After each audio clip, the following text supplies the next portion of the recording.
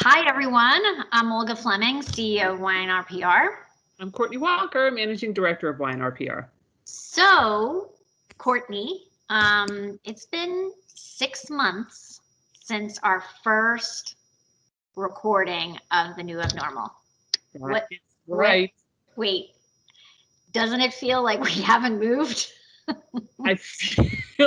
I mean, it's a topsy-turvy world. Like the Cleveland Browns won yesterday, anything can happen. So, well, there you go.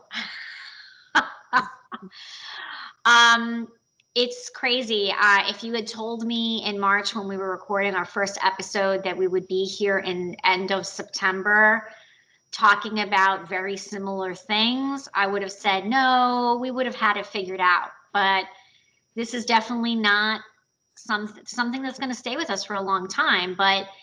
And people are adapting. So we thought what we do today is kind of do a look back, talk a little bit about that, and see like where are people still trepidatious? Are people, looking ahead? How are brands behaving? How are brands communicating?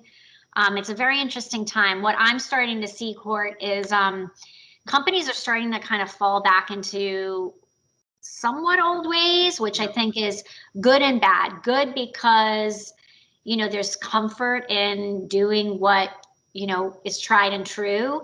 But, my concern and the way that we've been talking to clients is, let's be careful because, we're not communicating really in the same world, and the media isn't necessarily going back to their old roles. So very interesting situation. yeah. I mean, I think that what I'm finding is, so our first our first video blog was about the rush to be relevant, right? Yeah. So this is rush to be relevant redux. And so how can brands be relevant in a time where reporters are inundated with COVID pitches, right? California is on fire. Yep. The election is coming. Mm-hmm. Still don't know what's happened to Brexit. Yes, and the Browns did win. So it's like the five factors of what's happening in the world. And I think that a way to be relevant is almost not to talk about that stuff unless you have to. I mean, I think that reporters and people and society in general are really craving good news. Like, positive news, right? Craving, like, it is, football is back. NBA was in a bubble. Rihanna's going to have her fashion show next week. Right. Like, people are gravitating and want. Or the Emmys are going to happen. The Emmys are the Country Music Awards were the other day. It was completely surreal. Things are happening. They look different. Yes. And we're settling into that difference. So the question is, are we going to go back to the way it was? I mean, I thought we were going to be talking much more seriously about a vaccine right now. So my timing is completely off. I mean, the CDC just said that it's not going to be Q2 or Q3 of next year until people reasonably can take vaccines. And God knows that people are going to even want to take vaccines, right?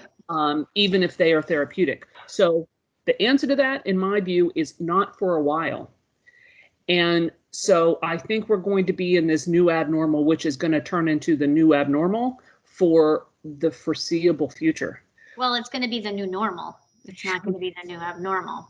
Yeah. I mean, I think the longer we get to a world where we don't have to worry about COVID, mm-hmm. the less we're going to look like January of 2020. So meaning mm-hmm.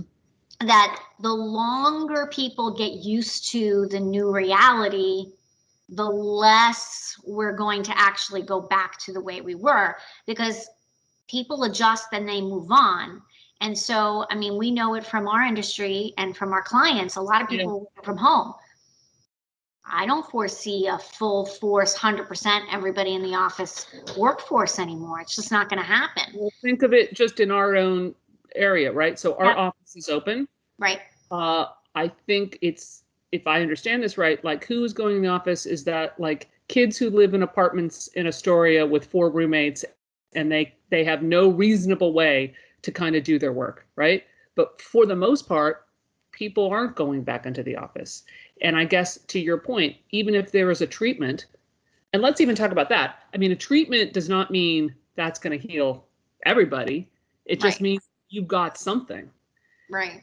I think that we are going to sort of stair step our way out of this, and it's going to take a long time. And I don't think just emotionally as society, we're ever going to be the same because this happened to us. So tips, what are some tips that we can give clients, companies, brands, as they navigate the next 6 months?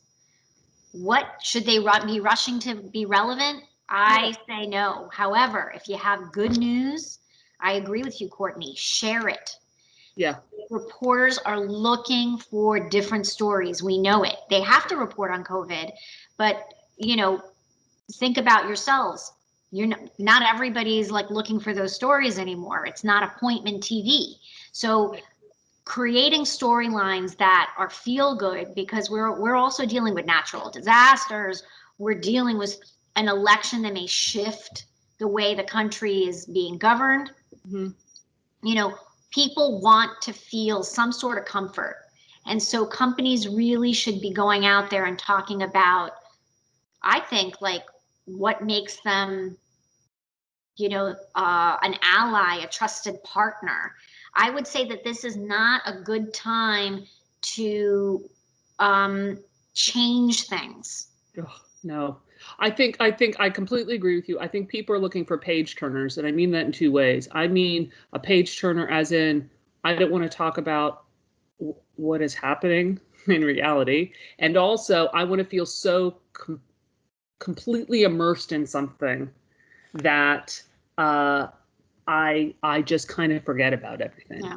So yeah, I think that's how you become relevant. You don't talk about what's happening. You talk about. I know, right? Right. It's funny how that's what's changed in 6 months. Totally. So anyway, so hopefully in 6 months we'll be doing an episode where we'll be talking about, oh my God, what a brave new world. Exactly. And hopefully we'll get there. So thanks everyone for tuning in again.